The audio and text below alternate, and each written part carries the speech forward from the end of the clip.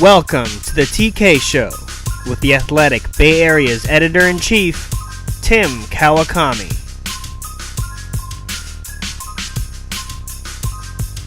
Everybody, Tim Kawakami here, TK Show, broadcasting or recording or whatever we're doing from downtown Oakland.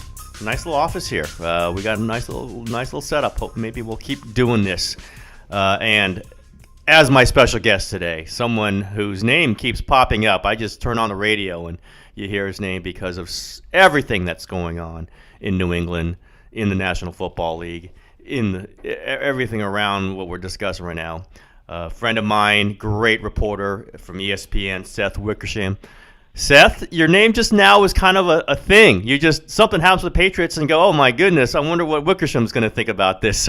What's that like? What's it been like the last few days with the Malcolm Butler, with the Josh McDaniels taking the Indianapolis job and then going right back and deciding he's not taking the Indianapolis job and maybe there's some succession with Belichick?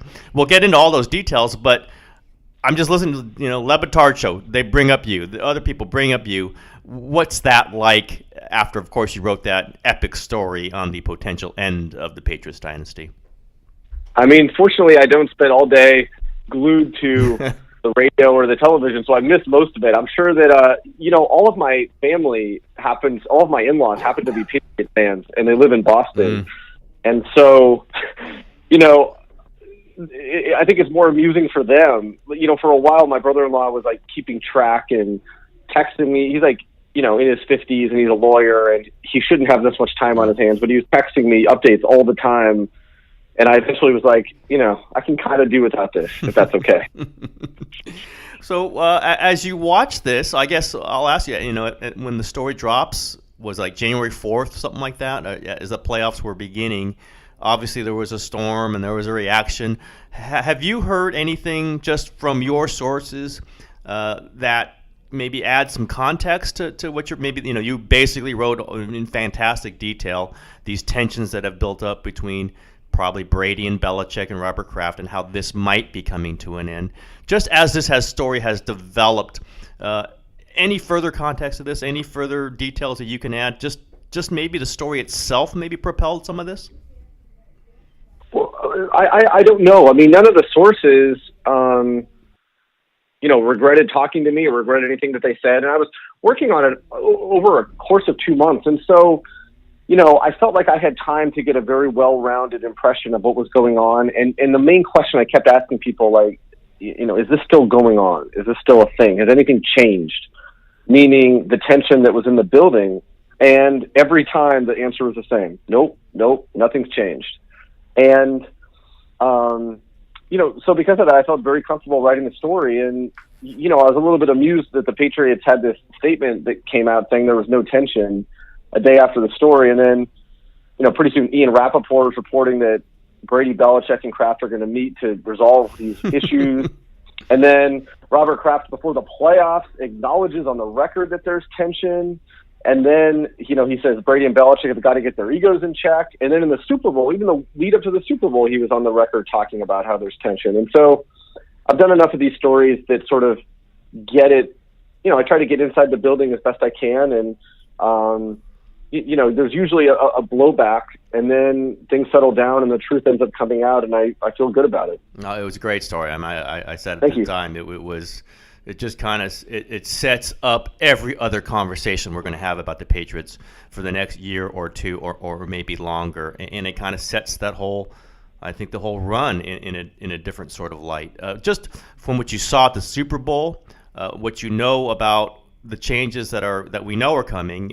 Just as you watch that, is this just all fitting the pattern that you've seen? Has there been anything that's happened that you went, whoa, that's a little different?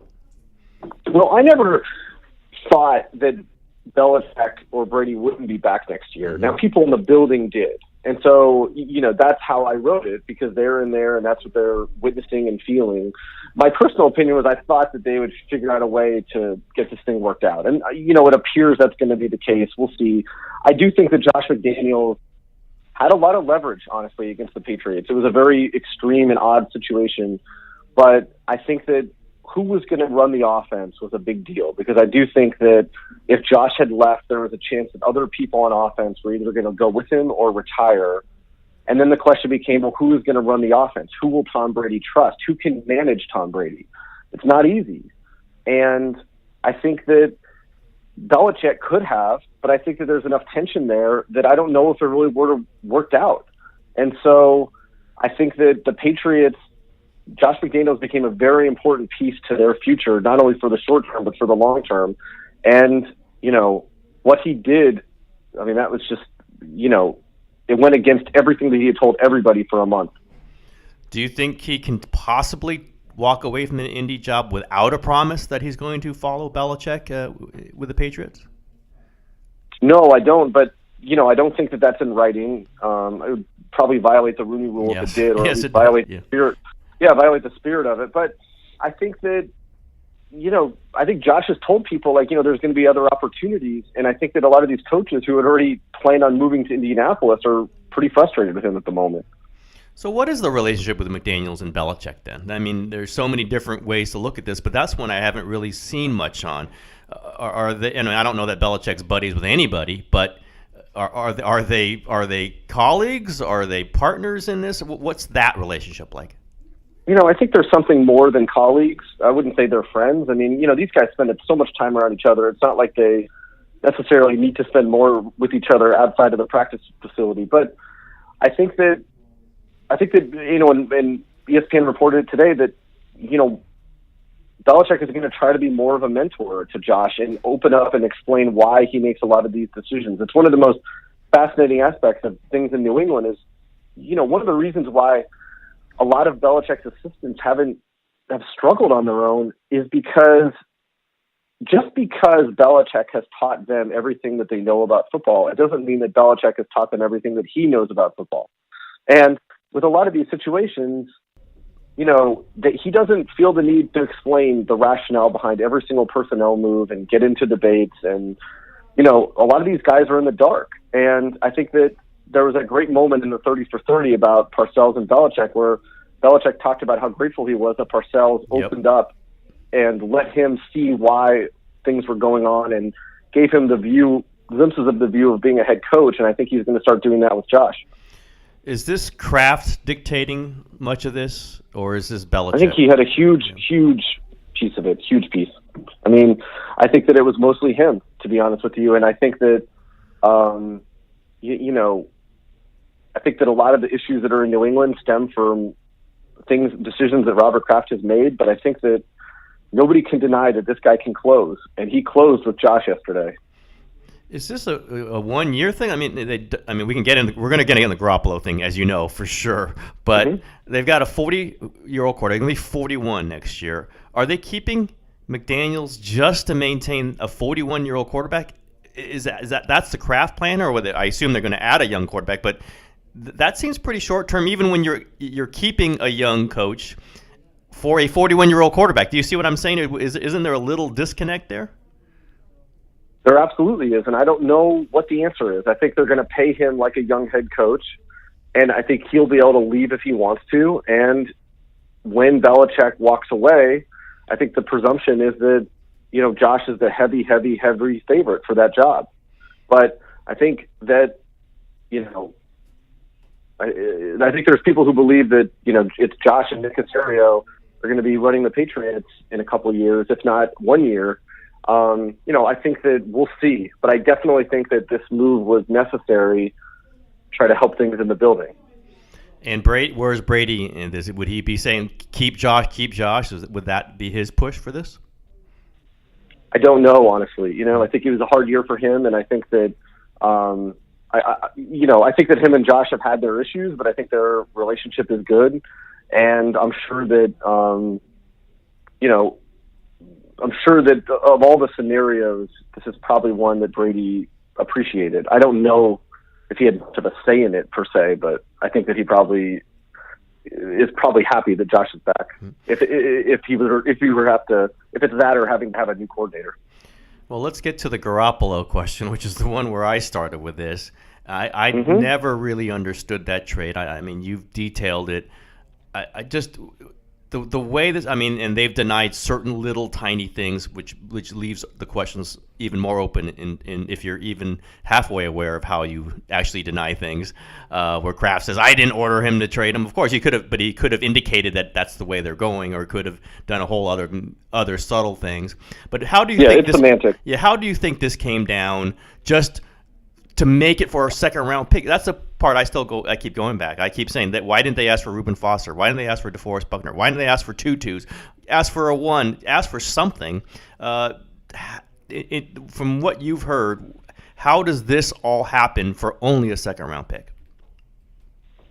I think that Bill Belichick liked Jimmy Garoppolo a lot and was personally invested in him in ways that he isn't with a lot of players. I mean, even after the trade, you saw him go on and on about how great he thought Garoppolo was, which is very rare for a player that Belichick parts ways with.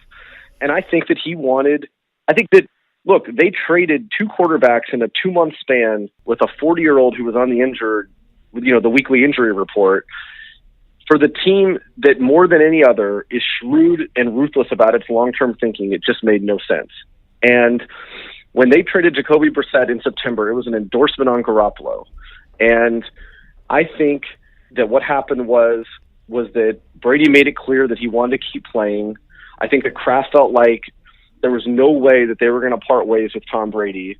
And because of that, I don't think he felt like he wanted to pay both players. Now, I think there was a scenario in which Garoppolo could have been franchised and Brady could have been there. And, the Patriots planned for all of these things. But because Kraft made it clear that Garoppolo was not going to be part of the team's long-term planning, it was clear that there was a mandate to trade him.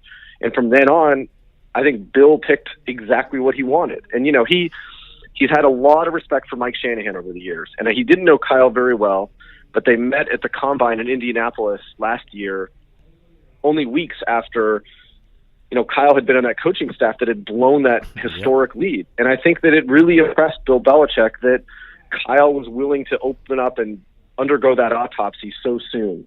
And he wanted Garoppolo to do well, and he's taken pride in how well Garoppolo has played in San Francisco. And so one morning, he texted Kyle Shanahan asking him to call him, and when they finally connected, he asked if he'd be interested in Garoppolo for a second rounder. That was it. That is still amazing, and I can imagine what the reaction that Kyle Shanahan and John Lynch made. Do you think? I'm asking you to peer into the minds of everybody, but you're as good at that as anybody with the reporting you've done. Do you think Kyle Shanahan knew that this was a possibility, just going back to the relationship that's, as you mentioned, started at the Combine last year? I don't know that for a fact, but I'm going to guess no. I mean, I don't think that anybody saw it coming. I think that, you have Michael Lombardi, who's one of Belichick's longtime personnel men, who's now in the media, just talking about how great Garoppolo was and how Bill did not want to trade him. And I think that I don't think Bill planned on trading him. And so, no, I don't think that there was ever an inkling that – I think that last year when they were looking at Josh McDaniels and Nick Caserio, was there a chance that could open the door to Garoppolo? I think that was a scenario a year ago. But when Kyle Shanahan was there, no, I don't think so. You've mentioned how Garoppolo was a younger player, and he certainly had more in common with the younger players on the Patriots roster than 40-year-old Tom Brady, who's a world icon. As these players are watching Garoppolo do what he did for the 49ers, was there questions, confusion over all this in the Patriots organization? Well, I mean, of course there were. I mean, it was a shock to everybody. It was a shock to us. Like I said, when they traded Jacoby Brissett, that was a tacit endorsement that Garoppolo was going to be there for a while. They had no plans to part ways with him, and Bill had never wavered in his conviction that he didn't want to trade him. And so I think that everybody was shocked. I also think that, because it happened during the bye week for New England, I think that it probably helped them, move past it a little bit because, whatever questions they had a couple days to sort of stew over them, and then as it's business as usual there. Yeah. Again, asking you to peer into the mirror through the into the dimensions of the Patriots. But what do you think next year is like? Is it just kind of like what we just saw? Are there changes? Do they look different? What do you think? If assuming all these guys stay there and Kraft is apparently open up his pocketbook to make sure McDaniels stays. What do you think the next year or so is like with the Patriots? I don't know. You have Gronk talking about retirement. You have this question of Brady and whether, there are, of course, rumors that he might consider just walking away. I think it's unlikely, but, I think that some of the people who talk about it are very well-sourced people. I think that, there's going to be a different roster. So, I think that that the Patriots their nucleus is going to be there with the exception of Gronk. But, you look at them playing the Eagles, for instance, and I mean, at what position are they clearly better than the Eagles in that entire roster? Yep. And you look and you say, well, tight end and quarterback. Yep. And, maybe pass rush in certain places or whatever. But, that they just do a phenomenal job of coaching, and they have a quarterback who can read any coverage. And, the question is, like, how long can that go on? And that'll be the interesting question next year. How does Belichick want to end this? Is it on riding off on the sunset with a Lombardi? Is it how does he just give us a picture of what he everyone says, oh, this is how Belichick wants to leave. How do you think he wants to leave this? I don't know. I think that he wants to make sure that his sons are taken care of, and I think what he wanted to do was leave the team set up at quarterback. Walsh didn't quite leave the 49ers set up at quarterback. I mean, Montana still had another year or two. But, I think he wanted to oversee that transition. Now, will he actually do it? I don't know at this point. But I think that, and at the end of the day, I think that he doesn't know what else he would get more fulfillment doing. Yeah. And so, I don't think he's eager to leave, but there's no question that during this season, especially around the Garoppolo trade, frustrations were so high that people in the building definitely thought that he was considering leaving after the season. How close do you think the 49ers got to hiring Josh McDaniels last year, by the way? The Niners? Yeah. I thought they got very close. I mean, I think that they have to think, hey, look, it's not just us. Yep. And I think that Josh got cold feet. And, we always look for another reason as to why. Well, why really was it? Was it because of the roster or whatever? What was it? And I think that he got cold feet. And I think that he got cold feet again.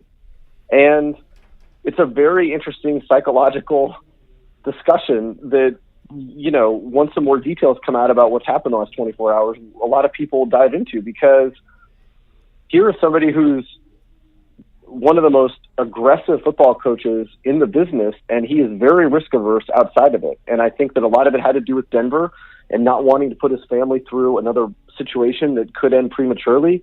But I don't know exactly how the Crafts turned him on this. I mean, he had agreed to a deal in principle a month ago. And, the Colts had spent a year essentially courting him in various ways. I think that they tried to reset the relationship with Belichick with the Jacoby Brissett trade, for instance. And so that's the question, how close did they come? I think they were very close last year. And, I'm sure that in a weird way they can relate to what the Colts went through this week, where, you have your head coach that you think, but you can't announce it and he can't sign, and you're terrified that he might say no. Yep. And that's what happened to the Colts. Seth, we were talking all Patriots, but I know you know tons about the NFL. You've been around the 49ers. How do you think they have if they've got Garoppolo, if they got Kyle Shanahan, just from what you know from people around the league, do they really, the outside people might be pointing to, this thing might be looking pretty good? Do you get that same sense about them from inside the NFL and from what you've seen? Yeah, I think that it was a good year for the 49ers in a lot of ways. I think at the top, you have Jed York, who I think emerged. Everybody's wondering, who is going to be leading the room of owners when Jerry Jones and, McNair and all these, even Kraft and all these guys are gone. And I think that Jed took a step towards that with the stance he took and some of the anthem stuff. I mean, that it helped him in the building, that he was unequivocal, that they were free to express themselves. And I think that he was one of the guys that didn't back down. And I think that mattered in the locker room. I think that they clearly have a head coach. I mean, you look at the Atlanta Falcons when Kyle Shanahan was coaching them 2 years ago, and every receiver was wide open. Mm-hmm. And you look at the Atlanta Falcons this past year, and receivers really weren't wide open. And you look at the San Francisco 49ers, and their receivers, who shouldn't even be in the NFL mostly, were pretty open. And then I think that obviously you look at the quarterback, and I mean, he was just on fire. They did a phenomenal job of coaching him, and he did a phenomenal job of playing, considering I don't think he knows. I think they were playing versions of Kyle's offense and versions of the Patriots. Like, it wasn't the full Kyle Shanahan playbook that they were using. And so it's crazy, but in 1 year, even in less than 1 year, like half the season from the trading deadline on, and just because of things that have happened elsewhere, you've seen the Cardinals are clearly in rebuilding mode. The Seahawks, they're going to be a tough out, but it's hard to see if they're a clear playoff team anymore. And you have, a rivalry with two young coaches and two young quarterbacks with LA and San Francisco. So that's good for the NFL. So generally speaking, I think it's been a good couple months for the 49ers. Let's get on that Jed conversation. And you've done so much work on the ownership stuff and Goodell. Who is that next wave of owners? Is it Jeffrey Lurie? Where can you point to? Jed York, you've mentioned. Stan Kroenke. Well, the problem is just that like not a lot of these guys care. So you're not going through a pool of 32. You're going through more of like a pool of 14. And of those 14, some of them, aren't big personalities, and they might care, but they're quiet people. And so it's really not that many people that you're looking at in terms of like who could be those next guys. And I think that York will be one of them, but I also think that they need to figure out a way to help the ownership of the NFL become a little bit more like the ownership of the NBA, where you have younger people in the room and people who look differently. And I think that, so I don't know exactly how that happens. I don't know if the Carolina Panthers are sold to someone younger, but that transition has to take place. You've also written about the Raiders in Las Vegas. Is there any? Mark Davis has brought John Gruden in, and that is a lot of answers to a lot of different things. But is there worry within the league that this big Las Vegas thing might not be the firmest thing ever? I assume they're going to get there, but with the small population of Las Vegas, with the shaky, financial sensibility of the Raiders, anything in the league like, okay, this thing bears some watching a little bit. Yeah, I think that they moved to an idea of Vegas that's antiquated, that was pre-2008 Vegas. And I know that there are people who are very smart people in the NFL who will say, look, Oakland isn't as great of a market as it appears. I've spoken to enough people, and I think I disagree with that assumption. I think that a lot of owners didn't want to leave Oakland. Mm-hmm. I think they looked at it as sort of like the next Brooklyn. And, there's no way that the NFL, was fully endorsed leaving Oakland for Las Vegas. I think that, like, to a certain extent, they felt like their hands were tied, backed into a corner. You can go back and forth about who was right or wrong in the state of negotiations forever. That was just an ugly, ugly situation. But, California is a great football state. People talk about football declining around the country, but it's like if Florida, Louisiana, Texas, and California everyone's still playing, that's half the country. Mm-hmm. And the NFL it's just not a good situation in California. There's just no way to look at it. The Rams Stadium is a year late. There's going to be serious questions about how much revenue is there for them. Do these things live up to the projections? The Chargers kind of defaulted to LA. Nobody's excited about them being there. They have no story to tell. The Niners are the bright spot. And, the Rams obviously on the field are a bright spot because they did well, but there's still big questions about the NFL, LA's appetite for the NFL. And so leaving a hungry place like Oakland with a great fan base, great location, thriving place, I still think that there's a lot of people who wish that could have turned out differently. Could the league try to go back into Oakland? They could, but I think the problems are still there. And it's like, once you leave, I don't know how easy it is to come back. I don't know if the city of St. Louis is dying for another NFL team right now. I think Oakland would take the Raiders no matter what Mark Davis does, but that's probably down the road. They've already proven that, right? They've proven they'll take the Raiders back with a Davis who has moved them. They'll take it back. Well, I could talk to you forever about this. Other stories you've written just keep popping in my head, but I won't take. I don't think we're going to do it 2 hours with Seth. I'm going to let you go with 25 minutes. But this has been a great conversation. I will end this with the question I ask almost all my guests. Sometimes I forget. Is Seth, what's your favorite restaurant? My favorite restaurant is PJ Clark's in New York. Okay. So, when I was in college, I studied all the great sports writers, and I love Dan Jenkins. Mm-hmm. And the back of his famous novel, Semi-Tough, his author picture is a picture of him in front of PJ Clark. Mm-hmm. So when I was in college, I went there, and I sat in the Sinatra booth, and it's just you don't get. New York has a tendency to refurbish itself pretty quickly. It's like you walk down the street and blocks are completely different than they were 5 years ago. And that's one of the few places that's a 2-story place. The cheeseburgers are unbelievable. They have the Sinatra table that has not moved.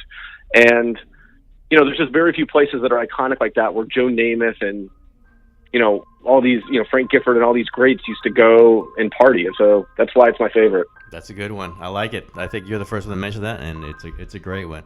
Well, listen, thank you for all the time. I booked you a couple days ago, and as events move it on, I said, my goodness, this is going to be a topical show, and I love those. And great to have you on. Hope to talk to you again, but thank you so much, Seth. Thanks, man. All right, everybody, Seth Wickersham, ESPN. Great conversation. That's TK Show for today. Thanks.